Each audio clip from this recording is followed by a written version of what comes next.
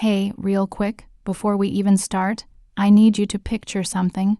A fancy hotel, hundreds of rich, powerful people, shiny chandeliers, tables full of expensive food, and then crash, the sound of breaking plates, shattered glass, spilled wine everywhere, and in the middle of all that mess, a little 4-year old girl in a wheelchair, crying so hard she can barely breathe. 200 of the most powerful people in the city staring down at her. Not helping, just staring, and the man who was supposed to protect her, the most feared man on the entire East Coast, he wasn't looking at his daughter. He was looking at something else, something that would change his whole life, a woman on her knees, in cheap yellow rubber gloves, covered in gravy, uniform torn at the shoulder, holding up one trembling hand, showing him the truth, a truth that had been sleeping right next to him this whole time. Let's go back. 24 hours before everything shattered, the afternoon on Long Island moved slow, like nothing bad could ever happen here. The lawns were cut so perfect they looked like green velvet carpet. The kids running around wore outfits that cost more than most people make in a month. In a far corner of the park near a little pond, ducks drifting lazy under willow trees, a tall man in a perfectly fitted gray suit paced back and forth. Like a caged animal, phone pressed tight to his ear, voice low, voice of someone used to being obeyed. I don't care how late the shipment is. The Southern Territory is ours. If the Castaldos touch even one container, just one, don't call me again, because I'll handle it myself, and trust me. Nobody wants me to handle it myself. His name was Marcus Vane, and Marcus Vane did not lower his voice. Not even with his daughter sitting less than 3 meters away. Her name was Mia, 4 years old, but she looked smaller. Like a paper flower, someone had accidentally crushed and forgotten in the corner of her room. She had cerebral palsy since birth. Her muscles wouldn't cooperate. Her hands curled into stubborn shapes. Her words came out as sounds most strangers would never understand. She wore a blue baseball cap too big for her head. It drooped over her forehead, but it couldn't hide her eyes. Big wet, watching the other kids chase each other across the grass, Mia tried to lift her right hand. Fingers bent and twisted by stiffness, she was pointing at a duck, waddling close to the pond's edge. A small sound came out of her mouth, half laugh, half moan, a little girl trying her hardest to say, "Look. Look at the duck." Marcus didn't hear her. He was 3 steps away and completely somewhere else. But someone did hear. Her name was Carla Reyes. She sat on the stone bench right next to Mia's wheelchair, back bent forward. Every bit of attention on that little girl. Carla wasn't wearing a uniform today, but her worn sneakers and hands rough from soap and bleach told the whole story of her life. She wasn't Mia's mom, but the way she looked at that child, the way she bent down until their eyes were level, like their worlds deserved to meet as equals. Anyone watching would have thought otherwise. "Look, sweetheart," Carla whispered, the ducks coming closer.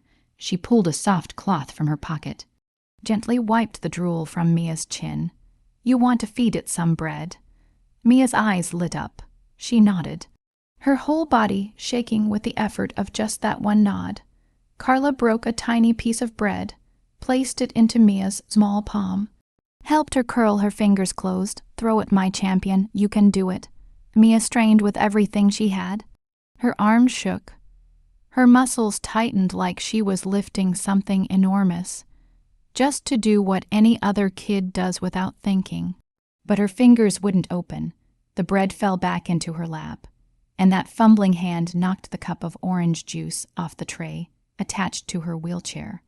The juice rushed off the edge and splashed right onto the polished shoes of Marcus Vane, who had just stepped directly in front of her. Marcus stopped. He cut the call. He looked at his shoes. Then he looked at his daughter. Then he let out a heavy breath. The kind of breath that isn't really about orange juice. It's about the whole world pressing down on your shoulders. "My God," Marcus said through clenched teeth, not yelling, but sharp enough to cut the afternoon wide open. "Carla, can't you watch her for 1 second? Look at my shoes. I have a meeting with investors later today." Mia heard him. She always heard because Mia understood everything around her. far more than anyone ever imagined. Only her body wouldn't let her answer the world the way the world demanded. She understood his irritated tone. She understood she'd done something wrong. She understood that once again she was the stain on the perfect picture her father kept trying to paint. Tears slid quietly down Mia's face. No sobbing, no noise, just 2 clear streams on the face of a 4-year-old trying to fold herself smaller, like she wanted to disappear. Carla didn't kneel to wipe Marcus's shoes. She knelt to wipe Mia's tears. "Mr. Vane, it was an accident." Her voice was gentle, but her spine was straight, eyes steady, no trembling, the kind of dignity that money can't buy and power can't break. Her muscles don't obey her, but her heart does. She just wanted to feed the ducks. Please don't scold her. She's scared. Marcus stood there, the hand that had just lowered the phone hanging useless at his side, shame rising in his throat like a tide. The image of Elaine, his wife, the woman he'd lost the day Mia was born, flashed through his mind like a blade. Elaine had always known how to hold Mia without anyone teaching her, and he only knew how to sign checks and make calls. "I'm sorry," Marcus muttered. He dropped to one knee beside the wheelchair, lifted his hand to brush his daughter's hair. But Mia, by instinct, turned her face away, leaned into Carla's chest, and clung to her shirt with both small hands. Like she was clinging to the only life raft left in the sea, Marcus pulled his hand back. That moment when his own child turned away from him and reached instead for the woman who worked for him, tore Marcus Vane apart from the inside. In a way no bullet, no enemy had ever managed. "I'm sorry, baby girl. I'm just stressed," he said, his voice thick and rough. "Carla, please take her to the car. Renata's coming, and I don't want her to see Mia all messy. You know how she is about appearances." Carla knew. She lifted Mia with the practiced care of someone who'd held this child thousands of times, settled her upright, and began pushing her toward the parking area. After a few steps, Carla stopped. She didn't turn around. She only spoke loud enough for Marcus to hear over the afternoon wind. "Don't worry about the shoes. Leather cleans up. What breaks on the inside is harder to fix." Then she kept going. Back straight, the small wheelchair disappearing behind the trees. Marcus was left alone by the duck pond, holding a phone worth thousands of dollars, with an emptiness in his chest he couldn't name. He watched Carla lean down and whisper something into Mia's ear, and he watched the tears stop, and he felt a truth he didn't dare admit. He was losing Mia, day by day. Hour by hour, that child was drifting farther away, and he didn't know how to pull her back. He believed working hard, building an empire, leaving Mia a vast inheritance would be enough. He hadn't understood that the only thing Mia needed from her father wasn't money, wasn't power, it was time. Time beside the duck pond, tearing bread, telling her she wasn't a burden. But Marcus still hadn't learned that lesson. And in the next 24 hours, the price of that blindness would nearly steal the most precious thing in his life. A sports car roared into the park entrance like it owned the road. A bright red convertible, tires grinding into white gravel, door swinging open, and a woman stepped out like she'd walked straight off the cover of a magazine. Her name was Renata Saul, 30, 1 year old, tall and slim in the way that only expensive gyms and cosmetic surgery can produce. Golden blonde hair spilling over her shoulders like a waterfall, combed strand by strand. Oversized sunglasses covering half her face. The dress she wore didn't just look expensive. It screamed that the woman inside it knew she was beautiful and wanted the whole world to know it too. When she saw Marcus, her face lit up with a radiant smile, so perfect it was almost its own performance. The kind practiced thousands of times in a mirror, warm enough to make people believe it, not real enough to touch anyone's heart. "Marcus, baby," she sang out, striding across the lawn on high heels like it was her private runway. She looped her arms around his neck, pressed a kiss to his cheek, left a vivid red mark like a stamp of ownership. Marcus had just finished wiping the orange juice off his shoes, forcing himself into a smile. Renata's arrival always did that to him. Like a light too bright to let him see anything behind it, She represented the life he believed he deserved. Success, beauty, control, a family portrait he could hang up for the whole world to see. Proof that Marcus Vane wasn't just a boss, but a man who had everything. "You're early," Marcus said, one arm sliding around her waist. Renata removed her sunglasses, and her eyes swept across the entire park in one single instant, the precision of a security camera, until her gaze landed on the parking area, where Carla stood beside the family car, one hand on the wheelchair handle, the other wiping Mia's face. In that moment, less than 1 second, Renata's smile went out, not slowly. It snapped off like someone flipped a switch. What replaced it was a look so cold and empty, the look of someone staring at something she despised down to the bone, yet was forced to endure. Then, immediately, faster than a blink, the smile came back, brighter than ever. Marcus didn't see. He was busy slipping his phone into his jacket pocket, but Carla saw, from more than 10 meters away. Carla's eyes caught that instant clean. Carla always saw. It was the survival instinct of a child raised in other people's homes, where she'd learned early that an adult's smile didn't always mean safety, and the most dangerous thing in the world isn't the slap. It's the caressing hand right before the slap. "Oh, there's my little angel," Renata squealed in a high-pitched, sugary voice. The kind people use for pets, not for human beings. She hurried toward Mia's wheelchair, heels clicking on the stone path. When she bent down in front of the little girl, her smile widened until both rows of glossy white teeth showed. The prettiest baby in the whole world, let Mommy Renata see. She reached out to stroke Mia's cheek. And that was when everything became unmistakably clear. Without a single explanation, Mia recoiled in her wheelchair. Like someone had dumped a bucket of ice water over her. Her small hands, weak and hard to control, suddenly clamped onto the wheelchair armrests. With the strength that only comes from pure fear, knuckles turning white, eyes squeezed shut, head jerking to one side, entire body rigid. That reaction, that instinctive shrinking of a 4-year-old when the person she feared moved closer, was something no child actor on earth could ever fake. Carla stepped forward, placed herself between Renata and the wheelchair, gentle but decisive, the way a shield slides into position. Renata straightened. The smile stayed on her lips, but her eyes turned into cold stones. Looking down at Carla with the gaze people give an insect before crushing it. "Thank you, Carla," Renata said softly, a softness sharp enough to be cruel. "But I think I know how to treat my husband's child. You focus on cleaning, because that's what we pay you for, right?" Carla didn't answer. She only stood there, spine straight, one hand resting on Mia's shoulder, and her silence was louder than any reply. Renata turned, linked her arm through Marcus's, pulled him a few steps away, then lowered her voice into a whisper she'd clearly practiced. Half worried, half tender, made to convince any man this woman was sacrificing everything for him. "Marcus, I've been thinking, and I didn't dare say it before.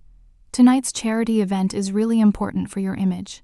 All the partners will be there, and look at her." She tilted her head slightly toward Mia. "She's going to be so stressed in a crowded place like that. She'll make noises, spill things. People will stare. She'll suffer too. Why don't we leave Mia at home with Carla, and you and I handle everything tonight? And you know, I read about a special care center in Switzerland. The mountain air is so good for children with neurological issues. Maybe we should think long-term for her. Somewhere she'd be cared for by specialists. Instead of..." Renata let the sentence trail off, but the meaning was clearer than anything she could have said out loud. Carla stood a few meters away, hand still on Mia's shoulder, and she heard every word. Switzerland. A care center, long-term. Carla understood immediately. Renata didn't want Mia cared for better. Renata wanted Mia gone. Erased from Marcus's life, so Renata could be the only one, the only heir, the only owner. Marcus shook his head. "I'm not sending her anywhere, Renata. Mia's my daughter. She stays with me." But his voice lacked what Carla had hoped for. It lacked firmness, it lacked outrage. It was only a tired refusal, not a defense. "She's coming to the event tonight. I want her with me," Marcus added. but it sounded like obligation more than desire. Renata clenched her teeth behind her smile, swallowed the anger of being refused, then nodded sweetly. Of course, baby. I'm only worried about her. Then she turned and walked back toward Mia's wheelchair. And that was the moment everything changed. Renata bent down in front of Mia, turned her back completely to Marcus so he couldn't see her face. She lifted her hands and placed them on both sides of Mia's temples, pretending to cradle the child's face, tilted her head, pressed her forehead to Mia's, hiding her mouth. From the outside, it looked like a tender moment between stepmother and stepdaughter. So sweet, Marcus might have smiled if he'd looked, but he didn't, and Carla saw what no one else saw. She saw Renata's lips move, something being whispered into Mia's ear, something short, sharp, cruel. Because instantly the 4-year-old's reaction exploded. Mia broke into a violent scream, not the ordinary cry of a child, but the desperate shriek of a child backed into a corner. Her hands flew out, pushing Renata's face away. Her mouth fighting to form words, fighting to tell her father, fighting to name the evil she didn't have the vocabulary to describe. Mama bad, that was all she could say. 2 syllables warped by cerebral palsy, swallowed by sobs. Marcus turned back, frowning in confusion. What's wrong? She was calm a second ago. Renata had already straightened up, face perfectly composed, shrugging like she was talking about the weather. Disabled children get overstimulated like that, baby. I read that their nervous systems are very sensitive, probably because I'm unfamiliar to her. Marcus nodded, accepting the explanation, the way he'd accepted hundreds before, because it was easier to swallow than the truth. He turned away, walked toward the cars, pulling Renata along with him, and he did not look back at his daughter screaming in Carla's arms. When Renata's car disappeared behind the trees, and Marcus had already driven away, Carla knelt beside Mia's wheelchair, gathered the little girl into her arms, and felt the child's heart racing like a trapped sparrow. Carla looked closer. Mia's ear, the side where Renata had just pressed her face, was slightly red. Carla didn't ask another question. She didn't need to. 27 years on this earth. 18 of them spent being passed from one group home to another foster family, had taught Carla something no university ever would. She knew the smell of cruelty when it came wrapped in floral paper. She knew what evil looked like when it smiled. Carla stared in the direction Renata's car had vanished. Her eyes weren't gentle anymore. What burned there was fire, quiet, patient, impossible to extinguish. She thinks she's won. Carla whispered into Mia's hair, voice soft as wind, hard as steel, but she doesn't know who she's messing with. The black limousine glided through the mansion's iron gates like a glossy beast returning to its den. Marcus stepped out first, phone pressed to his ear again, voice carrying across the granite driveway as he strode inside without looking back. I want the final guest list on my desk in 15 minutes. No exceptions. If they're not cleared, they don't come through the door, even if it's the governor. The heavy oak door swung shut behind him. His footsteps climbed the stairs to the 3rd-floor office. Then stopped. Renata stepped out after him, one hand holding a leather handbag, lifting her sunglasses into her hair. She stood at the entrance and looked up the staircase where Marcus had disappeared, and she waited. She waited until the sound of the office door closing echoed down. She waited until she was sure he'd been swallowed by his empire and wouldn't come back for at least an hour. Then Renata changed, not slowly, in an instant, like someone had peeled a false skin right off her. Shoulders tightened, mouth flattened into a hard line, the eyes that had sparkled with tenderness at Marcus, now empty and cold as bulletproof glass. She turned toward the wheelchair where Mia sat, just pushed into the foyer by Carla, and she spoke in a voice completely different from the one she used in front of Marcus. Not high, not sweet, flat as a blade. Take her to the downstairs bathroom. I'll get her ready for the party. Carla opened her mouth to say something, but Renata had already grabbed the wheelchair handle and pushed Mia down the hall without looking back. Mia turned her head, her eyes searching for Carla, small hands lifting like she was trying to reach her. Carla stood there, chest locked tight, watching the wheelchair vanish around the corner. Then she forced herself to go to the kitchen. Because she knew if she ran after them, she'd be fired on the spot, and then there'd be no one left for Mia. In the kitchen, Carla turned on the iron, spread Mia's tiny white party dress on the board. Her hands smoothed each wrinkle in the cotton. But her mind wasn't here. Her mind was down the hall, behind the bathroom door, where Renata was alone with Mia. Carla ironed. The iron hissed steam again and again in that marble kitchen. Silence everywhere. 1 minute, 2 minutes, 5 minutes. Carla stopped. Something was wrong. Too quiet. Every time Carla bathed Mia, the child made sounds. Sometimes happy little babbles when warm water touched her skin.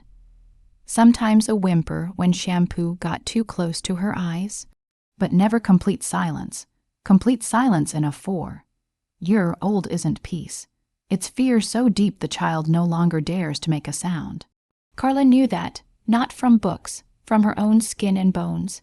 She had been that silent child once, curled in the corner of a stranger's bathroom, holding her breath to avoid being noticed, because she'd learned that making noise only made everything worse.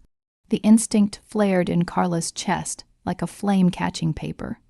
She dropped the iron without turning it off, ran out of the kitchen, crossed the hall, and the moment her foot touched the first stair, she saw Renata stepping out of the downstairs bathroom. Renata looked perfect, not a hair out of place, dress smooth, hands clean, adjusting the engagement ring on her left finger, a diamond flashing under the hallway lights. She saw Carla on the stairs and gave her a faint, lazy smile. Mia slipped in the tub. I told her to sit still, but she wouldn't listen. Disabled kids are hard to handle, you know that. Go get her dressed. I have to go upstairs and get ready. Renata turned on her heel and climbed the stairs, expensive perfume trailing behind her like smoke. Carla didn't answer. She ran into the bathroom, and what she saw burned away the last scrap of patience she had left. Mia sat on the white tile floor, not sitting so much as curled in on herself, like a small animal trying to become as small as possible, to hide from something, arms locked around her knees, head bowed between them, whole body trembling without stopping. Eyes wide open but not blinking, fixed on a point on the opposite wall without truly seeing it.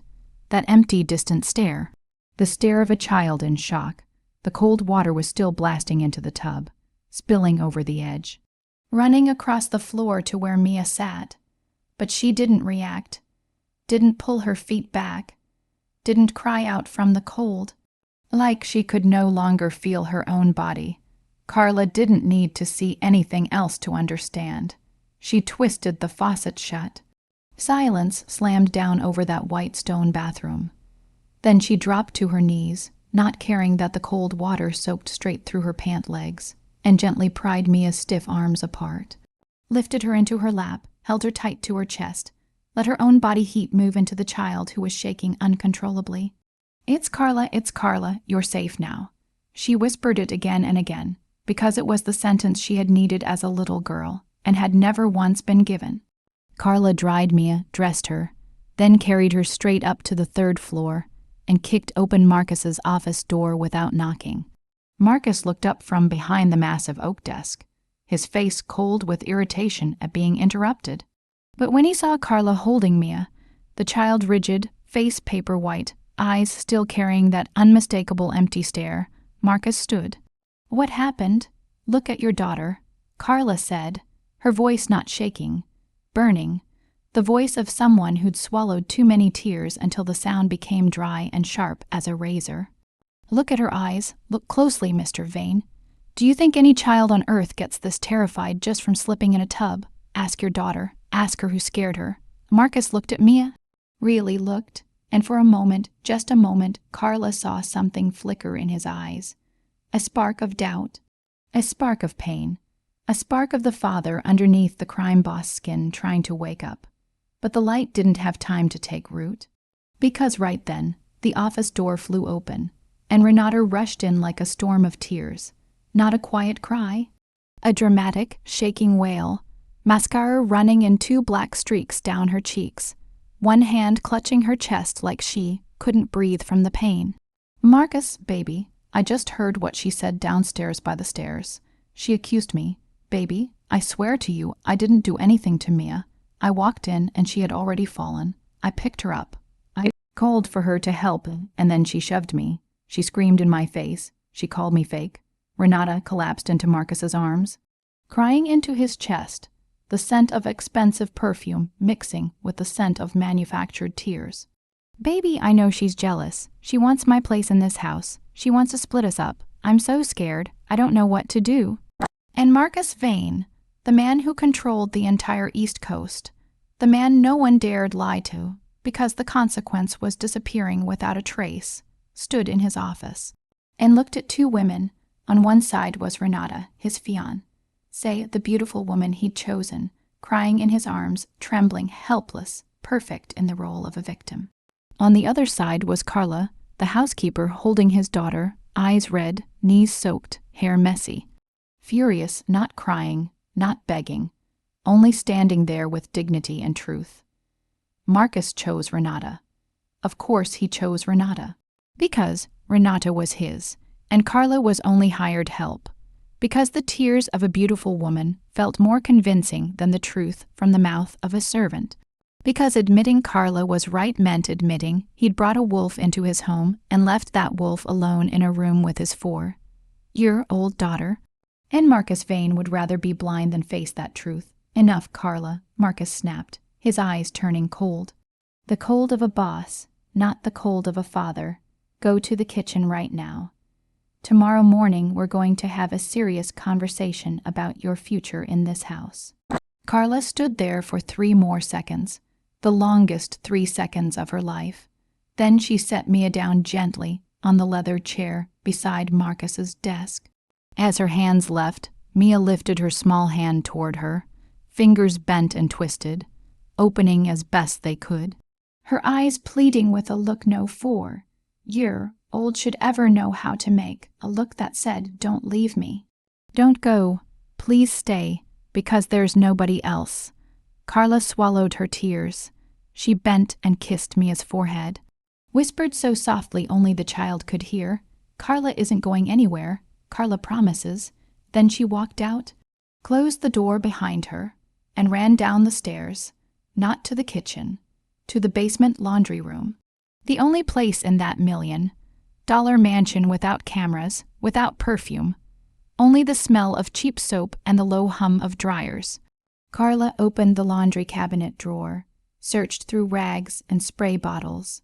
Her hand found something small, heavy, sharp-edged, an old voice recorder Marcus had given her more than a year ago to record Mia's physical therapy appointments because Carla didn't have a smartphone.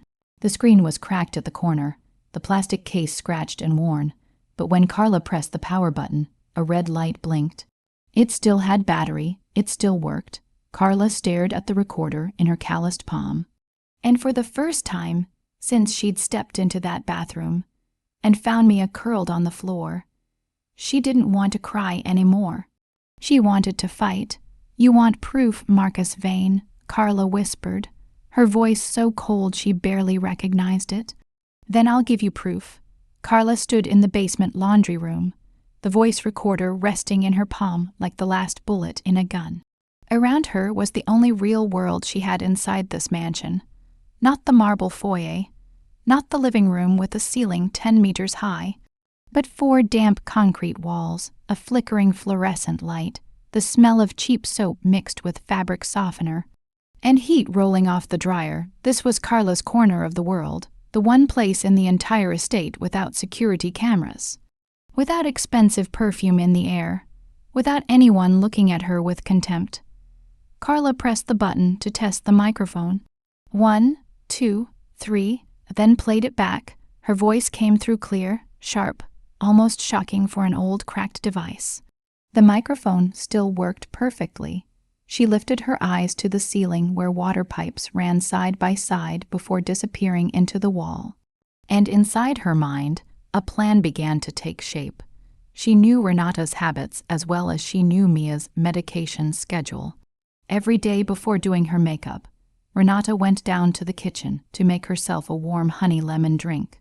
She'd sip it slowly for about 10 minutes, because she'd read somewhere it was good for the throat and skin.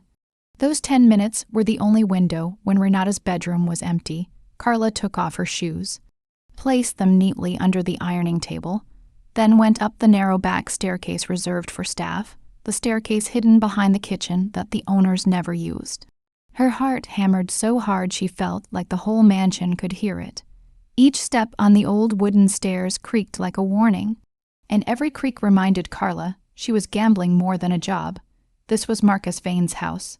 People who invaded privacy in a boss's home weren't fired. They disappeared, that was all. No one searched, no one asked, no one remembered. Carla knew that better than anyone, because she washed Marcus's shirts, and there were stains bleach could never fully erase. But every time fear rose in her throat, the image of Mia curled on the bathroom floor came back, and fear backed down in the face of anger. Carla stopped at the head of the second-floor hallway. She listened. From the kitchen below, the sound of a spoon stirring in a glass, the sound of Renata speaking to the chef in that familiar sugary sweetness. About 8 to 10 minutes. Carla slid along the hallway, socks making no sound on the glossy wood floor, and stopped at Renata's bedroom door. It wasn't locked, because in Marcus Vane's house, no one dared steal. Carla pushed the door gently, stepped inside, closed it behind her. Renata's bedroom looked more like a jewelry boutique than a place to sleep.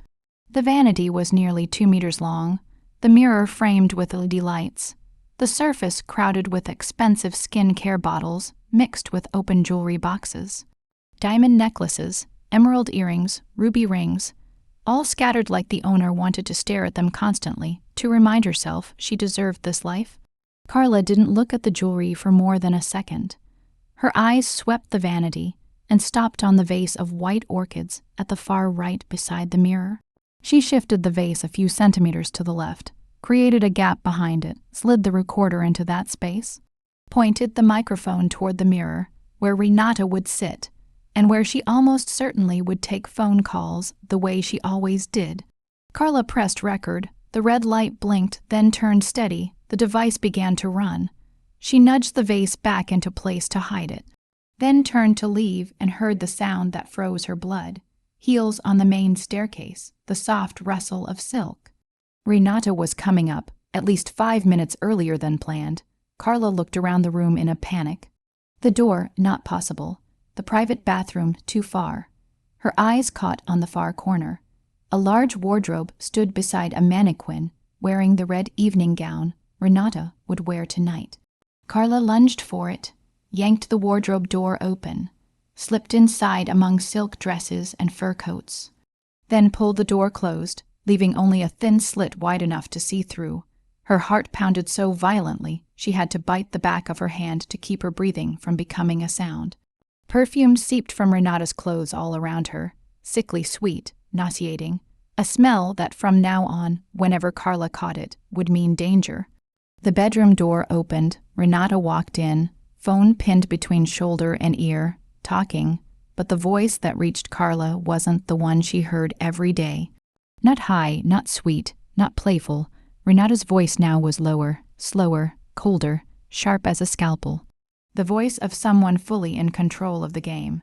Listen to me and listen carefully, because I'm not repeating myself. Renata settled into the vanity chair, less than half a meter from the orchid vase. Tonight is the last night. Everything ends tonight at the party. The kid will cause a scandal. I'll make sure of it.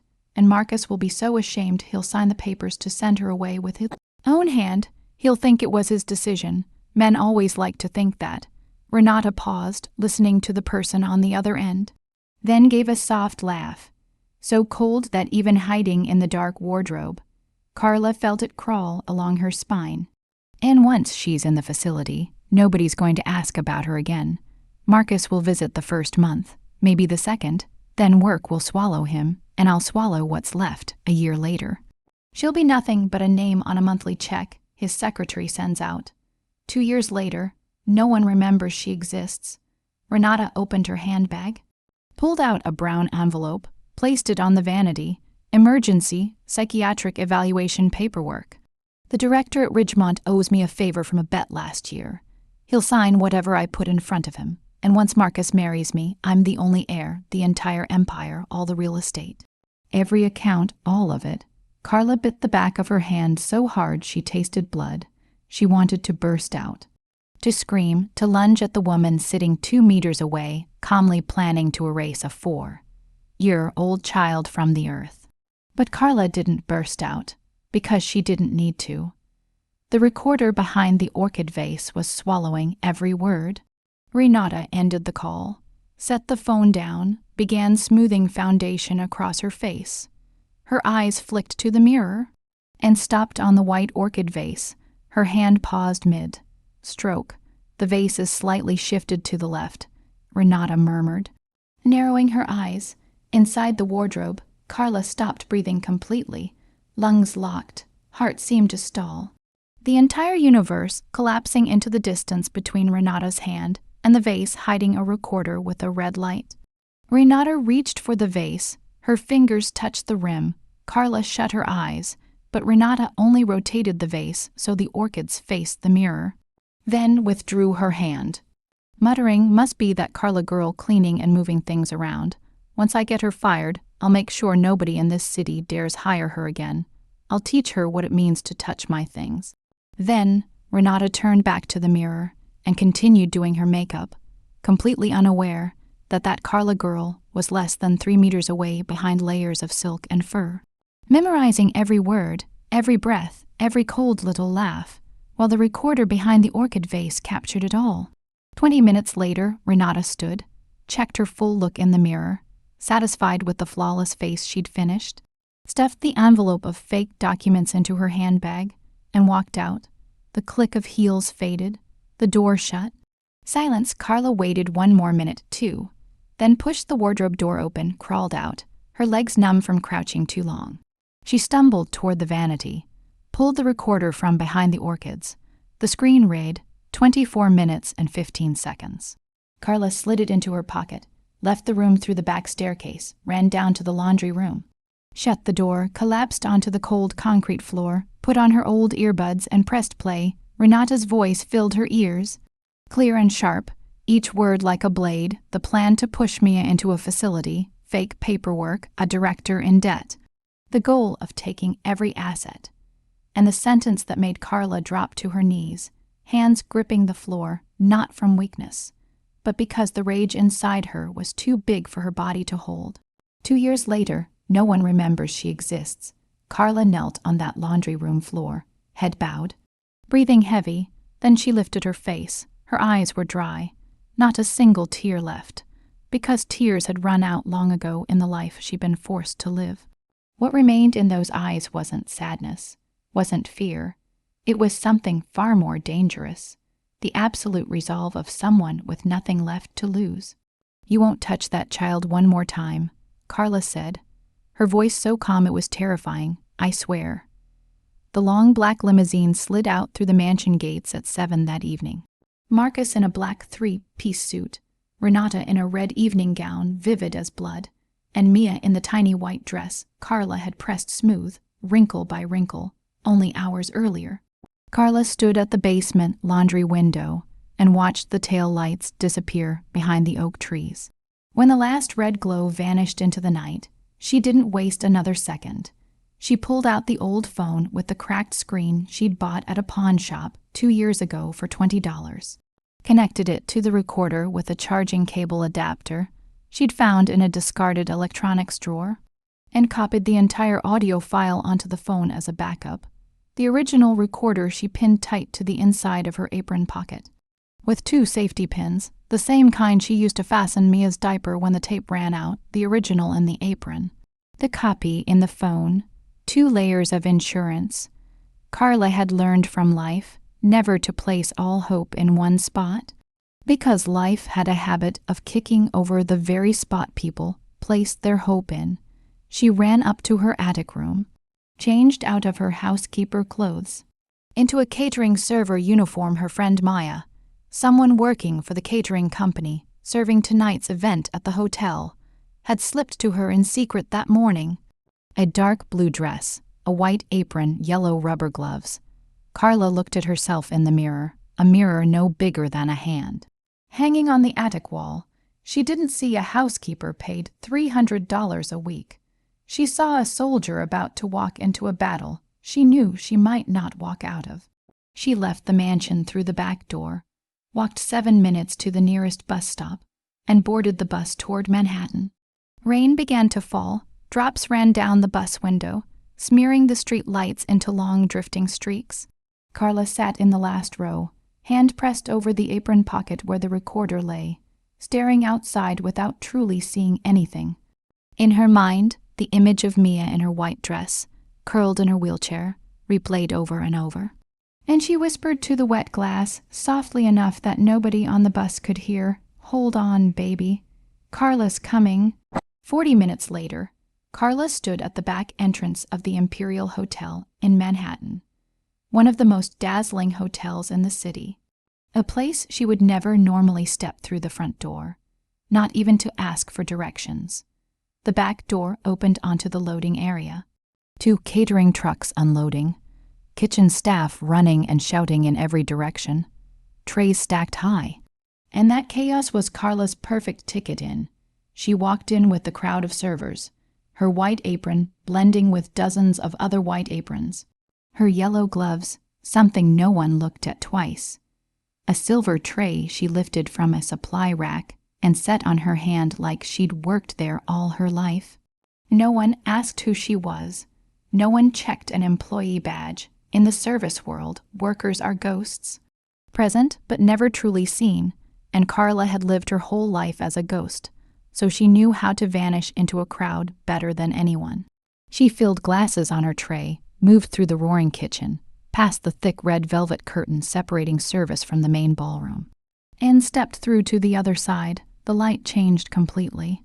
From the harsh neon of the kitchen to the soft gold of hundreds of candles and crystal chandeliers, hanging from a ceiling that rose impossibly high. The ballroom was vast as a cathedral, frescoes painted across the vaulted ceiling, marble columns along both sides, 200 guests seated at round tables draped in white, each table with a vase of roses, each table set with white china trimmed in gold, each table with a bottle of red wine worth 2 months of Carla's pay. And there, at the head table beneath the largest crystal chandelier, Carla saw Mia. The little girl sat in her wheelchair beside Marcus's chair. So small, she seemed almost swallowed by the enormous table around her. The bow at the neck of her white dress was crooked to one side. Her eyes were red and swollen, her cheeks still streaked with tears that hadn't fully dried. And she was staring at Renata across from her, with the look Carla had seen too many times, the look of a small animal backed into a corner. Aware the hunter was right there, aware there was no escape, able only to make herself smaller and wait, Carla tightened her grip on the tray and moved toward the head table, her heart beating in hard, steady blows. But her steps didn't shake. She'd crossed half the room when her eyes met another pair of eyes, through the forest of heads, through candlelight shimmer, through cigar smoke and polished laughter. Renata Saul was looking straight at her. The smile on Renata's lips went out, not slowly. It died at once, like someone had thrown water on a flame. Her eyes widened for a fraction, then narrowed, sharp as knives, and Carla could read the question in them as clearly as words on a page. "You dare come here?" Renata leaned toward Marcus and murmured something. Marcus nodded without looking up. Then Renata rose, smoothed her dress, lifted a champagne flute, and walked through the crowd with a social smile pasted on her mouth, heading straight for Carla. She blocked Carla in the hallway behind the ballroom, between 2 marble columns that reached the ceiling. Where the light was dimmer and the music sounded farther away. "What do you think you're doing here?" Renata asked. Her voice sweet, but her hand was not. Her fingers closing around Carla's wrist through the apron fabric, squeezing hard enough to hurt, but not hard enough to leave a mark, the technique of someone practiced at causing pain without getting caught. Carla didn't pull away. She looked Renata in the eyes, and with her other hand took the cracked phone from her dress pocket, held it up in front of Renata's face. "I have everything," Carla said, her voice so steady it surprised even her. Your voice, your plan, Ridgemont, the fake paperwork, the offshore accounts, every word, Miss Saul, every word. For a tenth of a second, Carla saw real fear flash in Renata's eyes. Raw, primitive, the fear of an animal that's been grabbed. But Renata wasn't the kind of person who lets fear rule her for more than a tenth of a second. She moved faster than anyone Carla had ever seen. The hand gripping Carla's wrist released, snapped out, and struck the hand holding the phone. Renata snatched the phone, slammed it onto the marble floor, ground her stiletto heel into the screen until the glass turned to dust. There was no saving it. The only copy on the phone was gone. Renata stood there, watching Carla cradle the dead phone in her hand, and she smiled. A smile Carla knew she'd never forget until the day she died. The smile of someone who just won and wanted the loser to see the exact moment. Your proof just sank, Renata whispered, leaning close to Carla's ear. Just like your future. Then Renata turned on her heel, strode toward the head of security, and her voice rang out clear and strong, full of manufactured worry. Security, that woman there, the one holding the wet phone, she's my husband's former housekeeper. She was fired this afternoon for inappropriate behavior toward our daughter. She's trespassing. And she just threatened me. I don't feel safe. Please remove her immediately. 2 large security guards in black suits approached. Carla didn't have time to explain, didn't have time to open her mouth, because they didn't care about the explanation of a server with wet hands.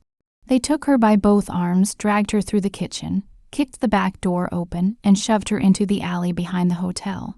Rain poured down over Carla's head like the sky was emptying all its anger onto her alone. The metal door slammed shut. The sound of steel striking steel echoed in the dark alley like handcuffs snapping closed, and Carla stood there alone in the rain, holding a dead phone, staring at the locked metal door that now stood between her and Mia. Carla dropped to her knees on the alley pavement. Her knees struck the soaked asphalt, rain seeping straight through the thin fabric of her dark blue dress. But she didn't feel pain, didn't feel cold, didn't feel anything at all except a vast hollow in her chest. Like someone had reached into her rib cage and pulled everything out. The dead phone lay in her palm. Its screen black, water still leaking from the speaker slot like the last tear of something that couldn't be saved anymore. Rain hammered down without mercy, hard and relentless, mixing with the tears on her cheeks until no one, not even Carla herself, could tell where the sky water ended and human grief began. From inside the hotel, through thick brick and a sealed metal door, violin music floated into the dark alley. Graceful and refined, the kind of music meant for people raising glasses and congratulating each other. While one wall away, a 27-year-old woman knelt under the rain with empty hands. Carla closed her eyes. In the darkness behind her lids, she saw Mia, the little girl curled in her wheelchair at the head table, the bow at her neck crooked, eyes swollen and red, alone among 200 people, with no one, not a single person, understanding that the child was terrified. Carla drove her fist into the pavement, once, twice, the third time the skin split, and blood mixed with rainwater and spread across the black asphalt. She lifted her face to the sky, rain slashing her cheeks, and she let out a scream, not a clean sound. Something torn up from deep in her chest, the scream of someone who'd lost the fight, of someone who'd bet everything and watched it vanish, of someone who'd seen evil win right in front of her and been unable to stop it. Evil had won. Renata Saul had won. The evidence had been destroyed. Carla had been thrown out. Mia was inside alone with a wolf wearing a sheepskin. And tonight, Renata's plan would be completed. Mia would be pushed into a facility, and 2 years from now, no one would remember she existed. Carla bowed her head until her forehead nearly touched the pavement, both hands braced in a puddle, the posture of someone who had let go, who had accepted defeat. Then her right hand pressed against the wet ground, slid by accident against the apron fabric stuck to her stomach, and her fingers touched something hard, square, small, tucked in the apron pocket, pinned tight with 2 safety pins. Carla went completely still. The rain kept falling. The violin kept singing. but Carla's world had just stopped, reversed, and restarted from the beginning. Her shaking hand slipped into the apron pocket, unfastened the pins, and pulled out the old recorder with the cracked corner screen and the scratched plastic casing. Renata had destroyed the phone, the backup. Renata didn't know there was an original. She didn't know because Carla had never shown her the recorder. Carla had only lifted the phone, and Renata had reacted to what she could see, never bothering to consider that something else might be resting quietly inside the cheap apron pocket she'd never bothered to look down at. Carla raised the recorder under the alley light. Her thumb pressed the power button. 1 second, 2. A green light blinked. The screen lit up, showing the tiny words, 24 minutes and 15 seconds. The audio file was still there. The recorder still worked. Carla stared at it in the rain, and she started to laugh. Not a happy laugh. A laugh like someone realizing that afterlife had punched her flat. It had forgotten to stomp on the one fist she still had left. Carla stood. Her knees shook, but her back stayed straight. She wiped mud from her face with her sleeve, wiped tears with the torn skin of her hand, and stared at the metal door that had slammed shut in her face. You don't need a phone to save that child, Carla told herself, her voice rough from screaming into the rain. But steady as stone. You've got the truth in 2 hands. That's enough. And right then, a memory flashed through her mind. Bright as lightning, 3 months earlier, when Carla had been cleaning Marcus's office. He'd been talking to his right-hand man about the preparations for tonight's charity event at the hotel. Marcus had pointed at the ballroom floor plan spread across his desk and said, "The sound system in the main ballroom has a backup microphone in the DJ booth on the second-floor balcony. In case the primary mic fails, you can get in from the service staircase off the back alley. No need to go through the main ballroom." Marcus had said that to his associate. But Carla had heard it. Carla always heard. She turned and looked down the alley. About 20 meters away, a small door stood slightly ajar. Warm yellow light spilling out, catering staff unloading crates from a truck, moving in and out, paying attention to nothing except getting the job done before dessert service. And beside that door, on the brick wall, a small rusted sign read, "Service Staircase, Ballroom Level 2. The service stairs to the second-floor balcony, the place with the DJ booth, the place with the backup microphone wired into the ballroom speakers." Carla shoved the recorder back into her apron pocket, pinned it tight again, and ran. She ran through the rain, through the dark alley, slipped past the busy catering staff, slid through the half-open door, and disappeared into the building like a drenched, ragged shadow on fire. While Carla climbed the service stairs behind the building, inside the Imperial Hotel ballroom, the lights began to dim. The candles on the tables suddenly became the main source of light, throwing shimmering shadows up onto the frescoed ceiling. And a single spotlight clicked on, aimed straight at the head table, where Marcus Vane rose to his feet, his right hand lifting a glass of red wine. 200 guests fell silent, the respectful kind of silence only power and fear can buy. Because in this room, half of them admired Marcus, and the other half feared him, and both halves knew that when Marcus Vane stood to speak, the wise listened. "Ladies and gentlemen," Marcus began, his low voice filling the ballroom through the primary sound system. "Thank you for coming tonight. We aren't only celebrating the success of this foundation, we're celebrating the future of my family.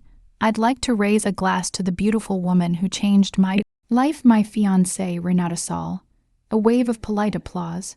Renata sat at the head table, tilting her chin, one hand pressed to her chest, wearing that perfectly modest smile she'd practiced her entire life.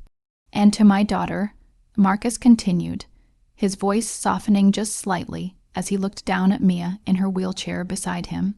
"My little girl, the one who reminds me every day that what matters most in life isn't locked inside a safe." The applause grew louder. A few women at nearby tables lifted napkins to the corners of their eyes. Marcus raised his glass higher, the spotlight shining through the red wine, and he prepared to say the final line so everyone could drink. But beneath the table, where nobody could see because the white tablecloth hung all the way to the floor, Renata's right hand was moving. Slowly, deliberately, that hand slid into the left sleeve of her own gown, where something had already been hidden. Something she'd prepared before she ever arrived. Something only she knew was there. No one saw the motion. No one except Mia, the 4-year-old, sat in her wheelchair beside the table, lower than the tabletop. And from her angle, Renata's hand moving beneath the cloth was as clear as daylight. Mia's eyes widened in terror. Her pupils dilating in the candlelight, she started to shake her head, slowly at first, then faster. Her mouth releasing a small, strained moan. The desperate warning sound her cerebral palsy body allowed her to make. But amid applause and background music, no one heard it. No one except the backup microphone on the second-floor balcony, the one Carla Reyes had just placed her hand on.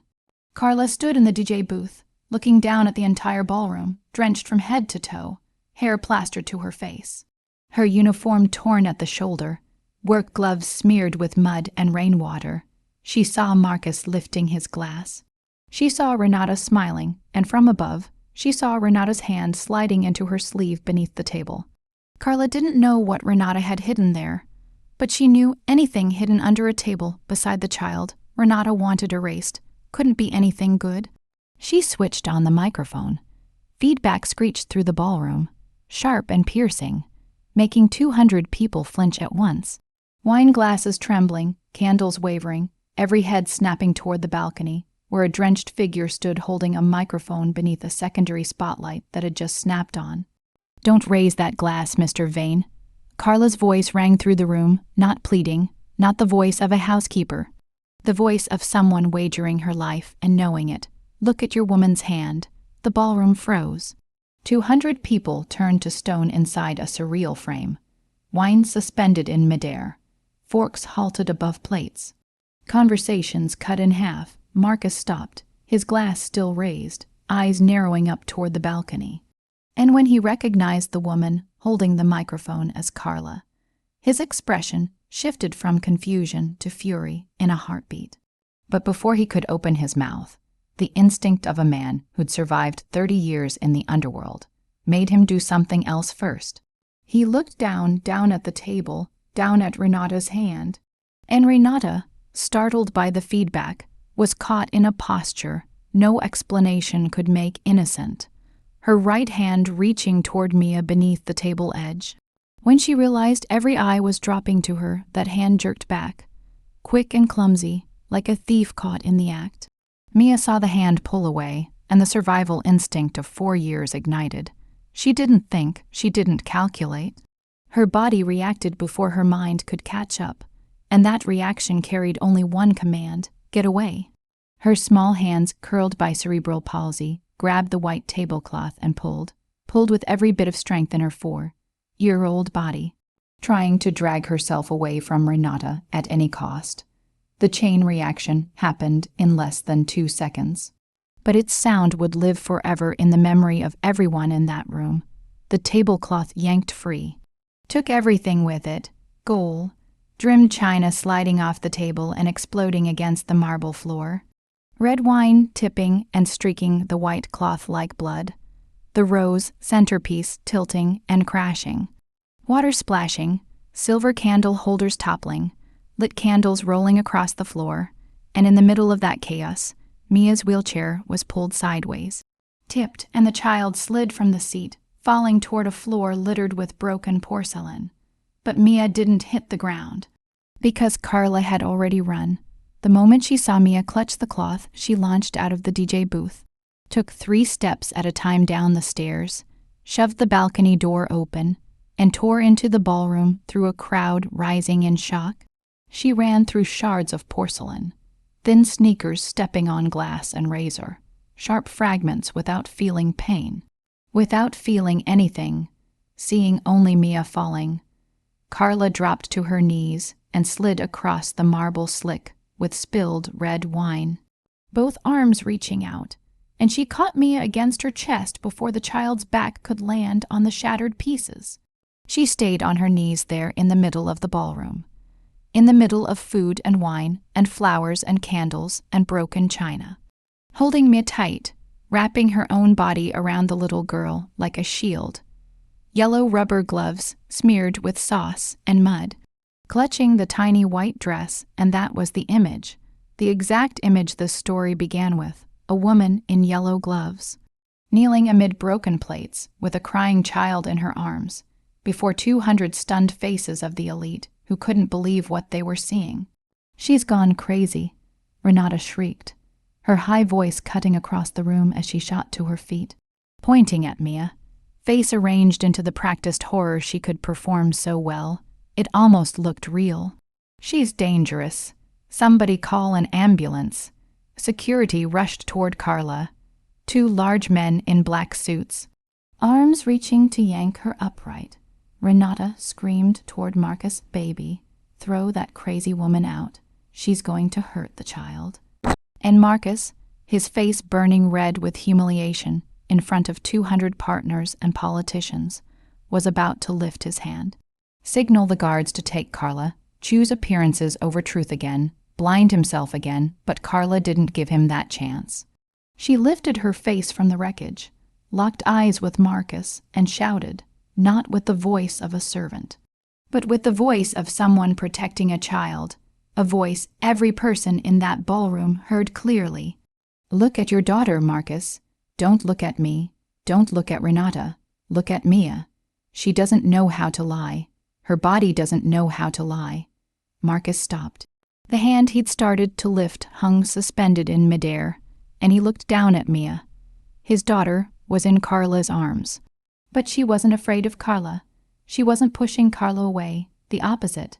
Mia clung to Carla's shirt like she was clinging to life. Her face pressed into Carla's chest, her whole small body trying to twist itself away from one direction only, the direction where Renata stood.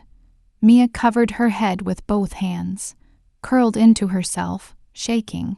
And the fear on her face, that raw, absolute, primitive fear, was something no actor on earth could perform. Because it was the fear of a 4-year old with cerebral palsy, staring at the person she feared most in the world. And her body, even disobedient, was doing the only thing it knew, trying to run. Marcus Vane stood there watching his daughter's terror, and for the first time, a crack appeared in the wall he'd built around the truth. Renata saw the crack forming, and she played her final card. She bent forward, both hands clutching her stomach, her face twisting into pain she'd rehearsed in a mirror at least a dozen times for emergencies. And she screamed in a broken, panicked voice that made every man within 10 meters turn. "Marcus, I'm in pain. The baby in my belly. Oh God, if I lose the baby, it's her fault. She pushed me. She caused all of this." Marcus went rigid. His eyes widened, not because the crack in the wall of truth was spreading anymore, but because an entirely new bomb had just exploded in his head. A baby in her belly. Renata was pregnant. He hadn't known. She'd never told him. And now, in the middle of shattered plates and Mia's cries, Renata was clutching her stomach, her face pale, her eyes wet, and every word she spoke drove straight into the most primitive protective instinct inside him. The crowd reacted instantly. 200 people had just seen a drenched server storm into a gala, chaos erupt. Plates break, candles fall, a child tumble, and now a pregnant woman in pain. The story wrote itself in their minds without anyone guiding it. That crazy woman endangered a pregnant lady. An angry male voice rose from the left, "Call the police." A shrill female voice shouted from the right, "Throw her out, she's insane." Security didn't need a second order. 2 large hands seized Carla's arms, yanked her up from the floor, ripped me out of her hold with brute force, and began dragging her toward the doors. Mia screamed as she was torn away from Carla, that dripping scream of a child pulled from the only person she trusted. But it was drowned out by the furious noise of a crowd siding with the bullied pregnant woman. Carla was dragged across marble slick with spilled wine, her knees scraping porcelain shards, her yellow gloves sliding on stone, and she thought this was truly the end. Not almost, but completely. Because Renata had played a move no one, not even Carla, had anticipated. A move that turned her from suspect into victim, and turned Carla from accuser into a dangerous madwoman. But just as security dragged Carla past the head table, just as her face nearly brushed the floor, her eyes swept the wreckage beneath the table. And she saw it among the white porcelain fragments. A small glass vial caught the light, unlabeled. A sedative, the kind used to induce artificial confusion. Carla understood in an instant. This was what had been hidden in Renata's sleeve. Physical evidence, something you could see and touch, something no one could dismiss. Carla bit the guard's hand. Bit down with everything her jaw had, and the guard recoiled on instinct, releasing her for exactly 1 second. 1 second was enough. Carla didn't run for the exit. She dropped to the floor, slid on her knees between chair legs and guest shoes. Her hand reaching out, and she grabbed the small glittering object from the wreckage. Her fingers closed around it.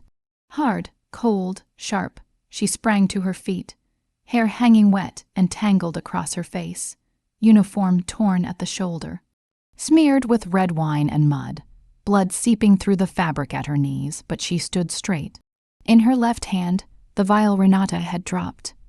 In her right hand, she slid it into her apron pocket and pulled out the battered recorder with the cracked corner screen.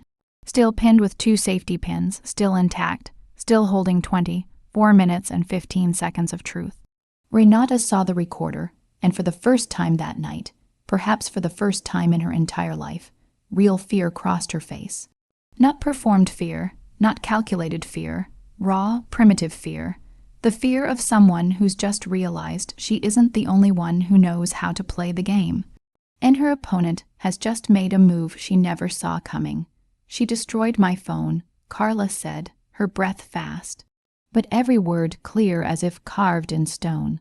She looked straight at Marcus, only Marcus, because this was the moment of decision. And she needed the father, not the crowd, not security, not Renata, but the father standing 3 meters from his child, and yet an ocean away. But she didn't know I always carry the original recorder. Mr. Vane, give me 10 seconds, just 10 seconds, 10 seconds for you to hear your fiancée's voice when she thinks no one's listening. If I'm wrong, if there's nothing on this recorder, you can have your people deal with me however you want. I'm ready. The final words fell into a ballroom, gone utterly silent. Like a stone dropped into still water. Have your people deal with me.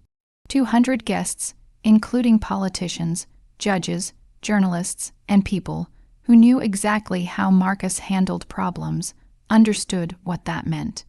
All of them understood that the woman in yellow gloves standing amid broken plates, drenched and torn, holding nothing but an old recorder and her dignity, had just put her life on the table.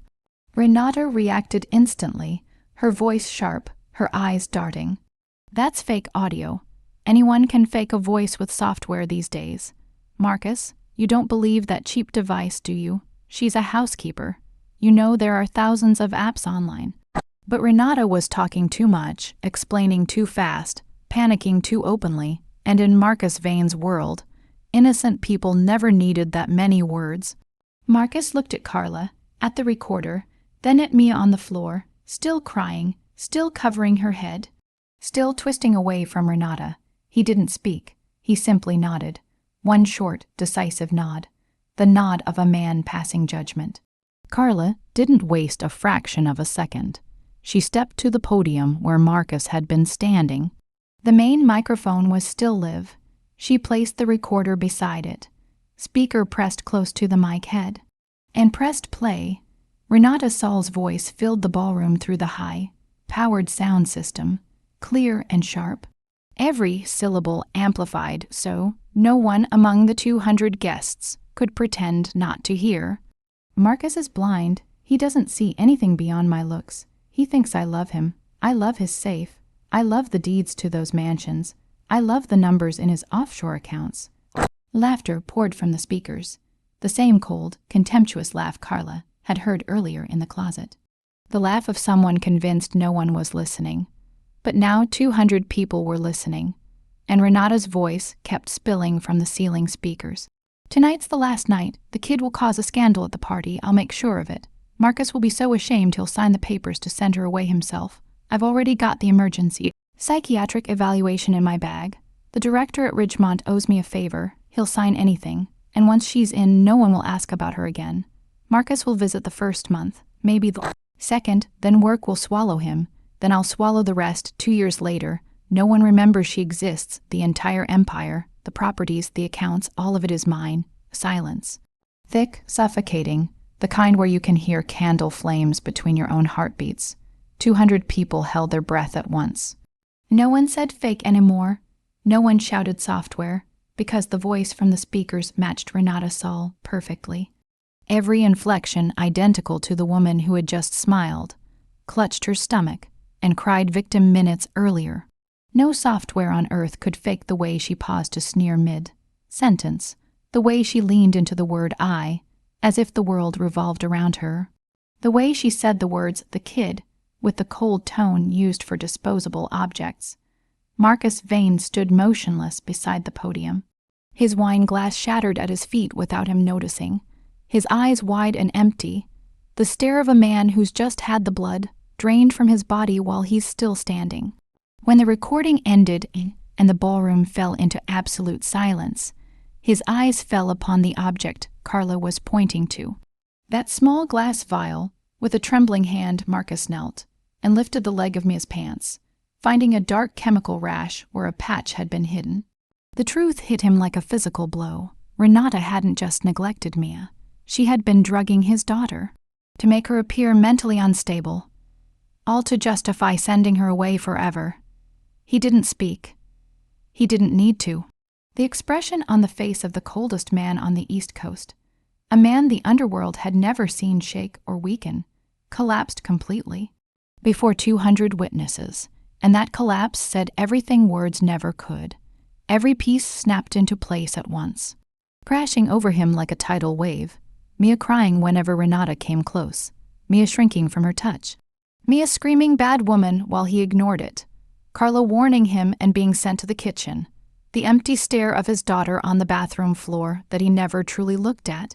He'd chosen to believe the liar because she was beautiful, because she said what he wanted to hear, because admitting the truth meant admitting that he, Marcus Vane, had brought a wolf into his home and let it sleep beside his 4-year-old daughter. Renata stood on the other side of the table, watching Marcus kneel before Mia, watching the expression on his face, and she knew it was over.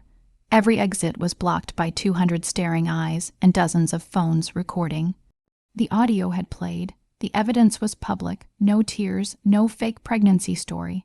No performance could turn this back. And when there was no mask left to wear, when the final layer was stripped away, what burst out of Renata Saul was like lava from a volcano held back too long. Fine, Renata screamed across the ballroom, her voice no longer sweet, no longer fake, no longer calculated. Raw, vicious, and so cruel the room recoiled. Yes, so what? Look at her. Look at that thing in the wheelchair. She's nothing but dead weight, a burden that drains everyone around her. I was doing you a favor, Marcus. You think I'm the monster? You're the one who couldn't even look at your own daughter without flinching. Deep down, you wanted this too. Deep down, you wanted someone to take her away so you wouldn't have to feel guilty. Anymore, everyone here knows it, everyone. The room couldn't breathe. 200 people stood frozen, many covering their mouths, eyes wide in disbelief at what they were hearing. This wasn't party drama anymore. This was the final skin of a monster being ripped away in broad daylight, and what lay beneath was uglier than anyone had imagined. Marcus stood from beside Mia. He didn't shout, he didn't rage, he didn't slam tables or flip chairs. He simply stood, looked at Renata, and when he spoke, his voice was a whisper so quiet the room had to hold its breath to hear it, yet colder than any death sentence he'd ever delivered. My daughter has more value than 1,000 people like you. She's pure, she's real. She doesn't know how to pretend, perform, or lie. You, Renata, are rotten from the inside out, and the only thing I regret is not seeing it sooner. Marcus stepped in front of Renata. She stumbled back half a step, catching her heel on a chair, Marcus took her left hand, not rough, not gentle, and pulled the engagement ring from her finger. The diamond that had once belonged to his grandmother, the diamond Elaine had worn with pride and humility, now rested in Marcus's palm. Freed from someone unworthy, Renata stared at the ring leaving her hand and screamed, not because she'd lost Marcus, not because she'd been exposed, but because she'd lost the ring, the diamond, the only thing she'd ever truly cared about. My ring, give it back. And that scream for a ring, while a 4-year-old cried on the floor, was the final answer anyone still doubting needed. Marcus turned his back on Renata, slipped the ring into his vest pocket, and looked toward the ballroom doors. His trusted associate was already there, silent as a shadow, flanked by 2 large men dressed in black. Not hotel security, Marcus's people. He had watched everything and moved into place without anyone noticing. Marcus nodded, a short, precise nod, then said loudly enough for Renata and those nearby to hear, "Call the police," officially. Then he lowered his voice. Just for Renata, but in the absolute silence of the room, every word rang like a hammer sealing a coffin. "But if you leave this room before they arrive, we'll handle it our way." Renata Saul's legs halted mid-step, and for the first time that night, for the first time in 31 years built on lies, she stood completely still, not acting but understanding that the words she'd just heard weren't a bluff, and the man who'd spoken them had never bluffed once in his life. The police arrived faster than anyone expected, because when Marcus called, they didn't show up in 15 minutes. They showed up in 5. Sirens wailed in the distance, then rolled into the ballroom through the glass doors. Red and blue lights washing over the frescoed ceiling, and 4 officers strode into the gala with quick, decisive steps, heading straight for the woman in the red gown. Standing rigid amid the broken plates, Renata saw them coming, and her body reacted before her mind could catch up. Legs in stilettos shifting back half a step, eyes snapping around for an exit, but Marcus's men had already sealed every path out. Silent and patient like breathing walls, the lead officer pulled out handcuffs, metal clicking as they opened. And when steel snapped around Renata's wrist, the sound cut through the stunned ballroom, crisp, final. The sound of justice arriving at last, even if late. "Renata Saul, you're under arrest on suspicion of endangering a child, document fraud, and conspiracy to commit financial theft. You have the right to remain silent. Anything you say can and will be used against you in a court of law." Renata did not remain silent. She screamed and thrashed, twisting to wrench her hands free. But the officer held firm, and as she was led away, forced to walk from the head table to the doors, a distance of less than 30 meters, it became the longest parade of humiliation in her life. 200 guests, the same 200 people who 10 minutes earlier had raised glasses to her, kissed her cheek, praised her beauty, praised her as Marcus's perfect match, now stood on both sides like human walls, and almost all of them lifted their phones to record. Flashes fired in rapid bursts, harsh white light striking Renata's face from every angle, and under that merciless glare, the flawless makeup she'd painted on that afternoon began to melt. Mascara mixed with tears drew 2 long black trails down her cheeks. Red lipstick smeared onto her chin. Foundation blotched and uneven, revealing lines she'd spent years hiding. The red evening gown that had hung on a mannequin in her grand bedroom that morning was now dirty. The hem torn from catching on chair legs. One high heel slipped off her foot mid-walk. She didn't bend to retrieve it. The police didn't stop. The shoe remained on the marble floor among the shards, like a relic of someone who had once ruled this room. "Abuser," a woman shouted from behind the crowd, "Shame on you." Another voice followed, then another, and another, until jeers blended with the strobing flashes into a furious chorus, chasing Renata Saul step by step. And when the officers led her past the ballroom doors, where Carla Reyes stood with her back against a marble column, yellow gloves still on, smeared and stained, her shoulder torn, hair plastered to her head, knees bleeding through fabric, yet standing straight, standing steady, standing with the dignity of someone who had just won a battle no one believed she could win. The police paused for a moment at the entrance, and in that moment, Renata and Carla faced each other. Less than a meter apart, Renata opened her mouth, lips trembling, eyes bloodshot, trying to force something up from the bottom of her. A curse, a threat, a final bullet aimed at the woman who had taken her down, but Carla spoke first. Gentle, calm, low enough that only Renata could hear. You said I was nobody. You said I was trash. You told me all I was good for was scrubbing floors.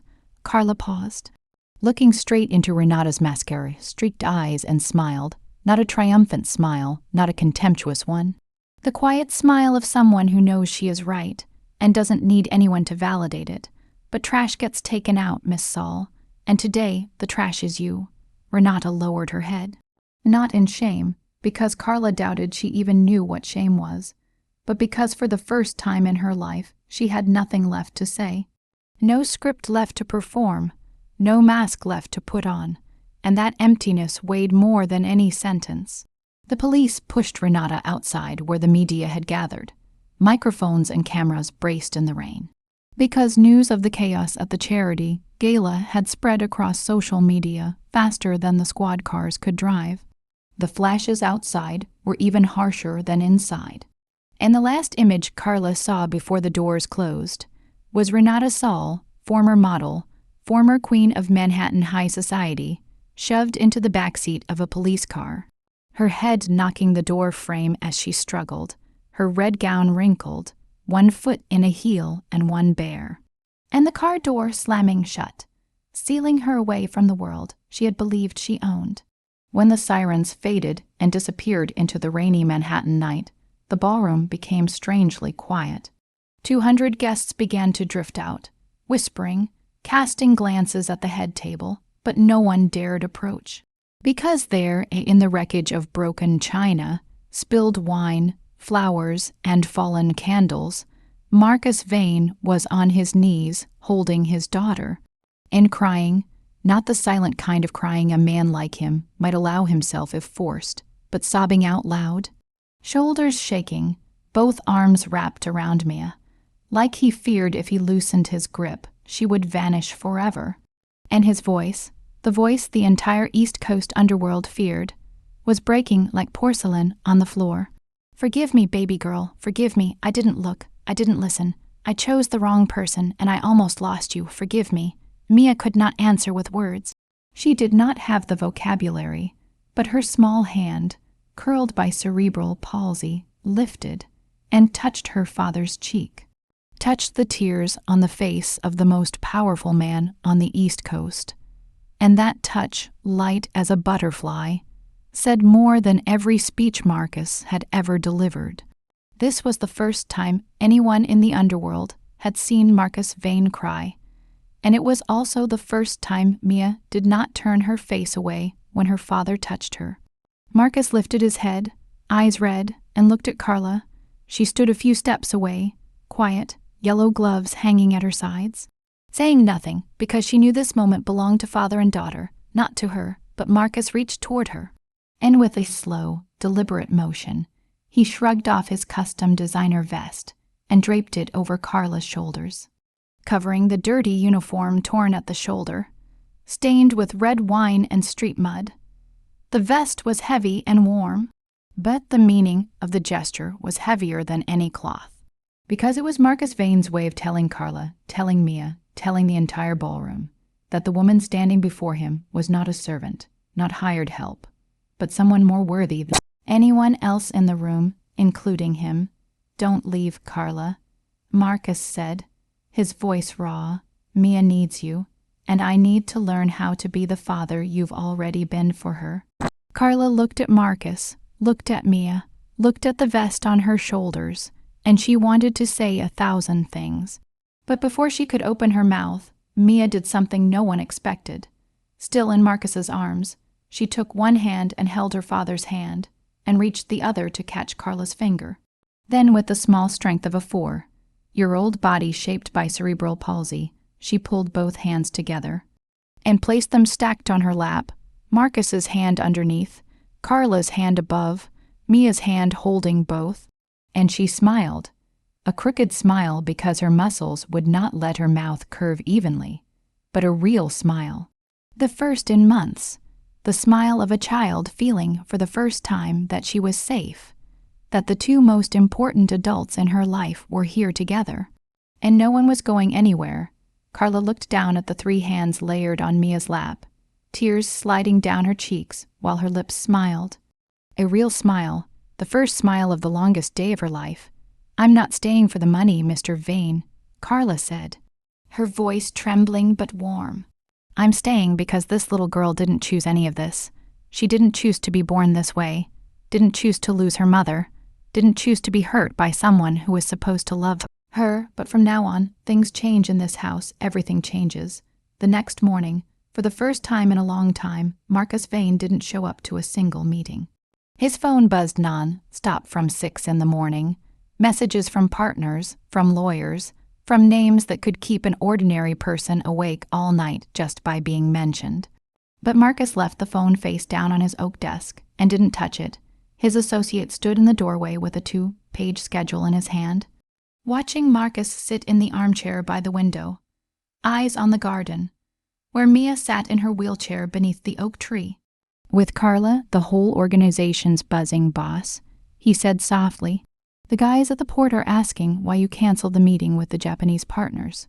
The Castaldos heard about the party, and they're probing. Old Fox Morrison's called 3 times. Marcus didn't turn around. Tell all of them I'm busy with family business. Anyone who can't understand the words family business can let you explain them." His associate nodded, slid the schedule into his vest pocket, and stepped out. He'd followed Marcus for 20 years, and he knew that when the boss said family business in that voice, the empire could burn.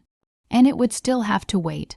Marcus got up, went downstairs, and started giving orders with the same ruthless focus he'd once reserved for expanding territory. Everything of Renata's, clothes, shoes, handbags, perfume, paintings, curtains, sheets, pillows, anything she ever touched. Bring it to the yard, burn it or dump it. I don't care. I want it done. So when Mia wakes up, there isn't a single trace of that woman left in this house. The staff moved like wind. Within 2 hours, the back lawn was stacked with cardboard boxes and black trash bags, and a small fire was swallowing the expensive perfume collection Renata had once bragged about. The blended scent rose into the Long Island morning, sweet in a way that turned your stomach, then broke apart in the wind, and vanished, just like the owner of it. Near noon, Carla stepped into Marcus's office. For the first time since she'd set foot in that mansion, she wasn't wearing a uniform. No blue dress, no white apron, no yellow gloves. She wore jeans and a simple white button down, her hair tied neatly at the nape of her neck, and in her hands a small tray of fruit cut into animals, the way she made it for Mia every morning. Strawberries shaped into ladybugs, bananas into dolphins, kiwi into turtles. Mia finished the ladybug portion, so I brought the dolphin up for you to try, Carla said. Setting the tray on the desk, Marcus looked at the fruit, looked at Carla, then slid a white envelope across the desk toward her. "Open it." Carla opened the envelope and pulled out a stack of papers. The bold title on the first page read, "Legal Guardian and Household Administrator." Carla read quickly, her eyes widening with every line. The contract gave her full authority over Mia's health care, education, and daily life. Every employee in the home would report directly to her. Her salary would be tripled, and one clause she read 3 times because she couldn't believe what she was seeing. The legal guardian has the right to veto any decision regarding the child, including the biological father's decision if that decision negatively affects the child's physical or mental well-being. Marcus had handed her power. He himself would have to obey. "I don't ever want yesterday to happen again," Marcus said, his voice low. "I need someone who will tell me no when I'm wrong. My whole empire is full of people who nod. I need someone who shakes their head." Carla looked at the contract, looked at Marcus, then picked up the pen. "I'll sign, but there's one more condition, and it isn't on paper." Marcus lifted an eyebrow.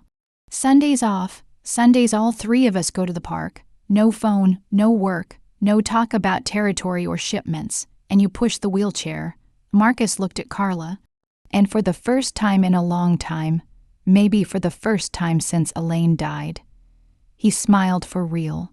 Not the social smile he used for partners, not the cold smile he saved for enemies, but the smile of a man realizing he'd finally met the right person.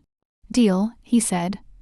Over the next 48 hours, Marcus's team used their network to tear through Renata Saul's past faster and more thoroughly than any federal investigation could. The results landed on Marcus's desk in a 20-page file. Renata had been completely bankrupt 2 years before she met Marcus. Gambling debts piled up.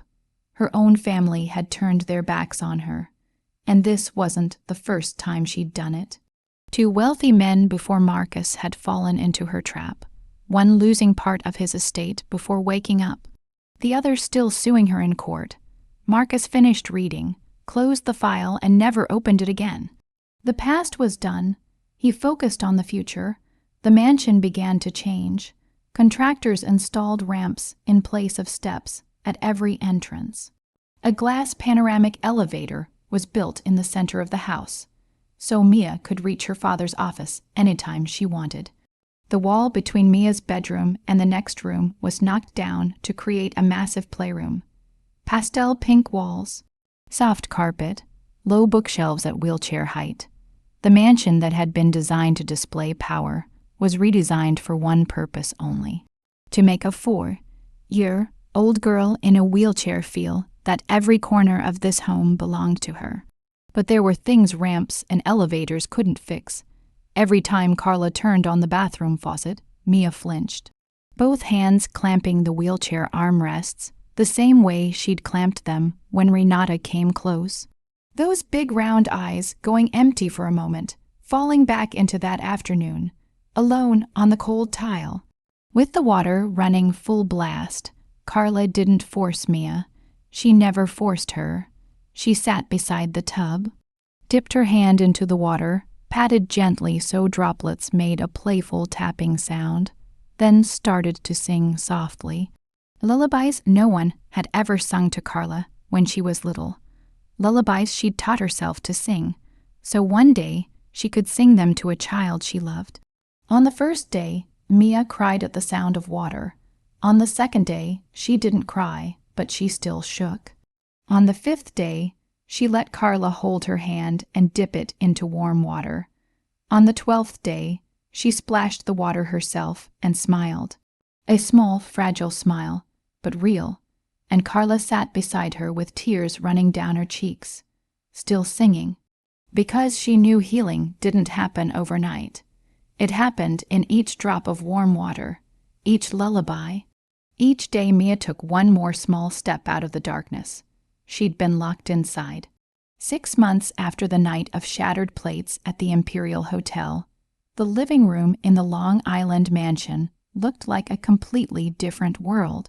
The large flat-screen television on the wall was running the afternoon news, but no one in the room was watching, because on the new cream-colored rug spread across the floor of Forand, a half-year-old girl was rolling around laughing with pure delight with a golden, coated Labrador puppy named Biscuit, a birthday gift Marcus had given Mia 2 months earlier, after she'd seen the puppy in a pet store and let out an "oh," so clear that both Marcus and Carla had stopped cold.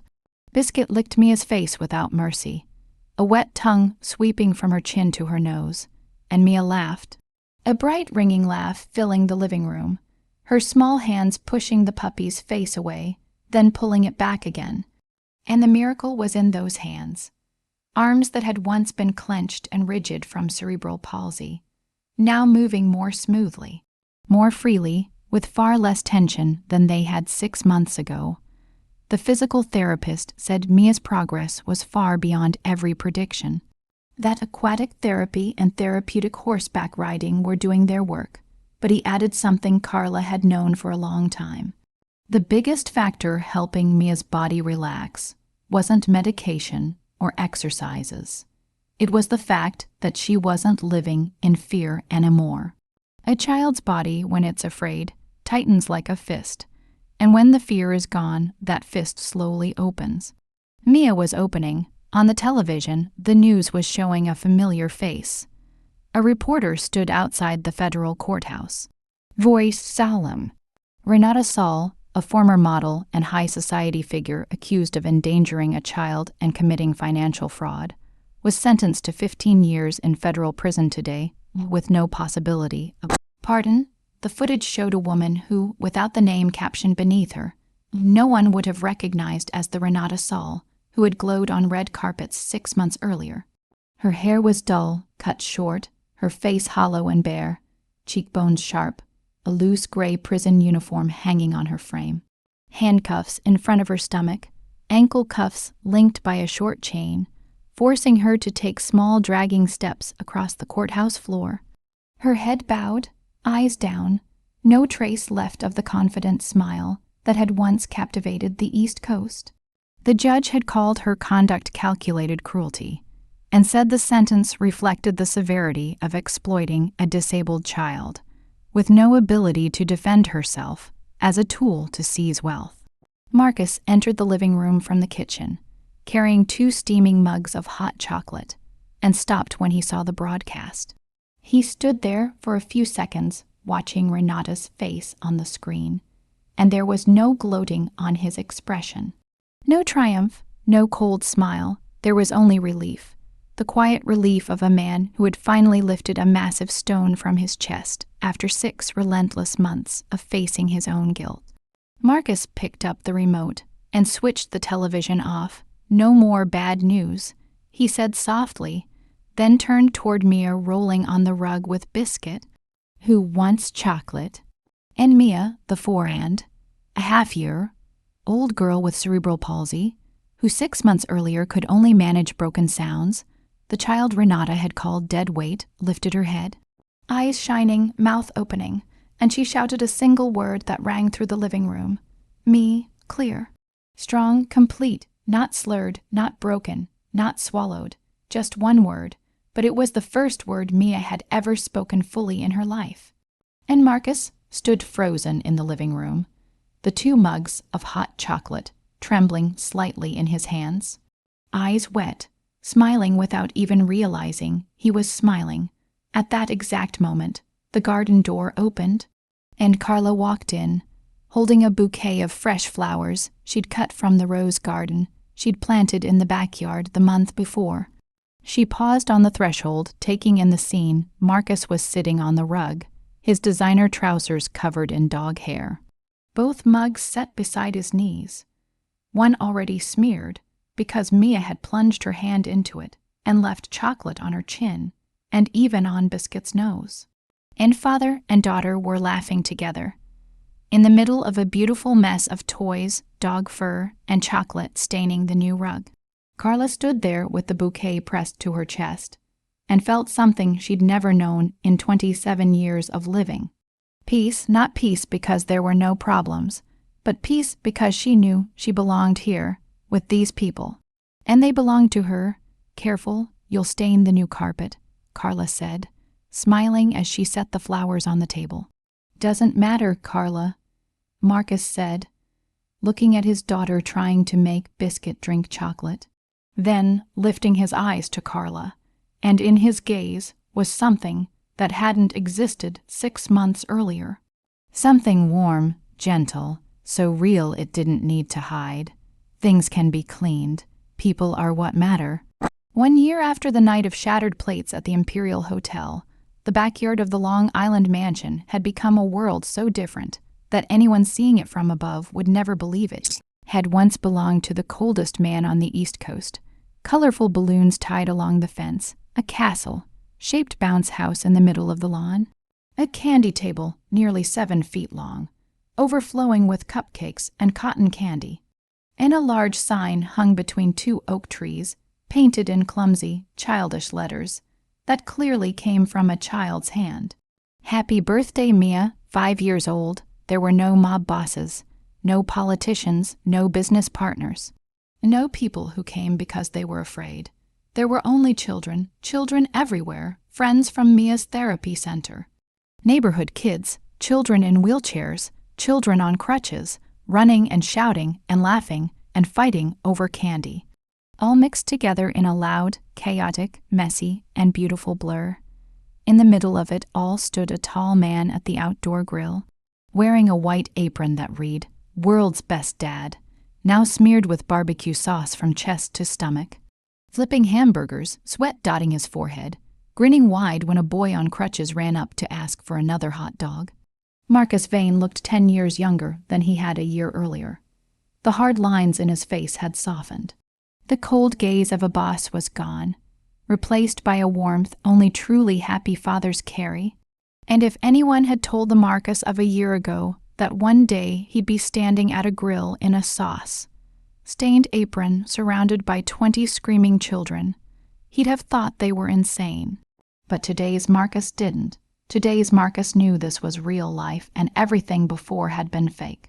On the other side of the yard, Carla was running a game of musical chairs for the kids, glowing in a light summer dress, her hair loose at her shoulders, barefoot on the grass, her laughter blending so completely with the children's laughter that no one could tell where the adult ended and the child began. She was no longer a housekeeper. She was the heart of this home. Daddy, look. Mia's voice rang out from near the pool, clear and bright, and Marcus turned on instinct, spatula still in his hand. Mia sat in her wheelchair beside the safety fence around the pool, both hands gripping the rail at chest height, and on her face was an expression Marcus had never seen before. Determination, teeth clenched, brow furrowed, the look of someone about to do something the world said was impossible. Carla saw it from across the yard and stopped breathing. Marcus dropped the spatula into the grass. Mia tightened her grip, her face flushed with effort, small arms shaking violently, and slowly, inch by inch, she pushed herself up out of the wheelchair.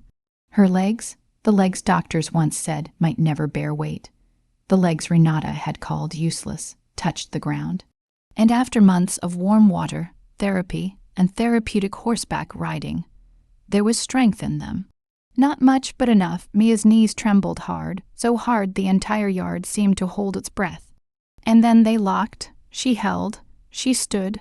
Mia stood, clinging to the railing with trembling strength. But her legs held her weight for the first time. She saw the green lawn stretching out, the balloons swaying above, other children standing at eye level, and the smile that bloomed across her face was the widest, brightest, most beautiful smile anyone there would remember for the rest of their lives. The yard went silent. 20 children stopped playing. The adults froze. Only Biscuit kept wagging his tail wildly. Mia let go with one hand, waved, and called out to Carla, standing 10 steps away with both hands over her mouth, tears streaming down her face. "Carla, look, tall, I'm tall." Marcus ran. The boss of the East Coast ran across the yard like a child, knocking over plastic chairs, stepping on fallen cupcakes, and when he reached her, he lifted Mia into his arms, spinning her around, tears pouring down his barbecue-smeared face, shouting into the blue Long Island sky, "You're a giant, baby girl, the tallest of them all. You're a giant, my daughter."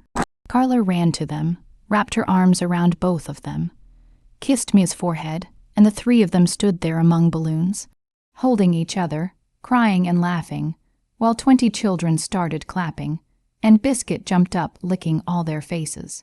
When Carla set me back into her wheelchair to rest, Marcus didn't stand up. He knelt.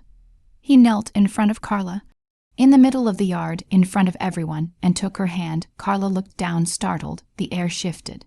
Someone turned on soft music from the outdoor speakers. The afternoon breeze carried the scent of roses from the garden Carla had planted.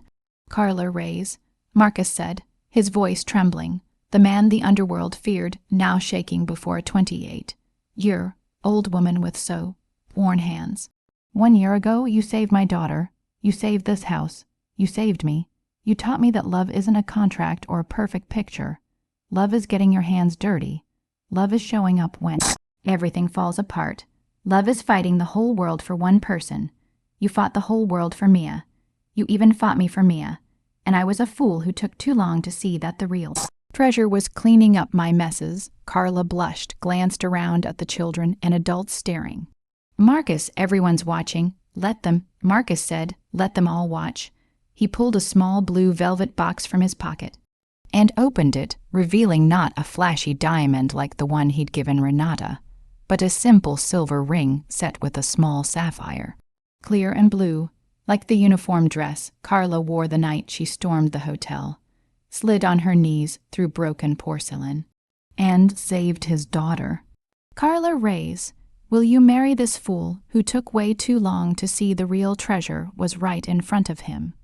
Will you be Mia's official mother and the owner of my heart? From her wheelchair, Mia clapped, uneven because of her condition, but strong and thrilled. Say yes, Carla, say yes. Carla looked at the ring, at Marcus kneeling with sauce and tears on his face, at Mia beaming, at Biscuit chewing on someone's abandoned sandal. And tears ran down her cheeks as she smiled the biggest smile of her life and nodded, yes, but I've got one more condition. What is it? No more broken plates in this house. Marcus laughed, slipped the ring onto Carla's finger, stood, pulled her into his arms, and kissed her beneath the balloons. As 20 children cheered, adults applauded, Mia shouted with joy from her wheelchair, and Biscuit barked wildly, not knowing why everyone was happy, only knowing they were. The view pulled back and rose, looking down on the Long Island mansion filled with laughter, music, children's voices barking, and golden afternoon light, falling over a yard where a man held a woman he loved. A little girl with cerebral palsy laughed in her wheelchair, and a Labrador stole a cupcake from the grass. The mansion that had once been a prison of pretense, where smiles were masks, love was a contract, and the weakest child was seen as a burden, was now a home. Not because of high walls or beautiful doors, but because someone waited for you there. Someone was willing to risk everything for you. And because a 5-year-old girl who had just stood for the first time in her life now called you Mom. The lesson of this story is simple, yet it hits deep. Sometimes angels don't wear white wings. They wear yellow rubber gloves. True strength isn't power or money. It's the heart that stands up to protect someone who can't protect themselves. And every child in this world, no matter how their body works, deserves love with no conditions attached. We wish you good health, joyful days, peaceful hearts, and people in your life willing to fight for you, the way Carla fought for Mia.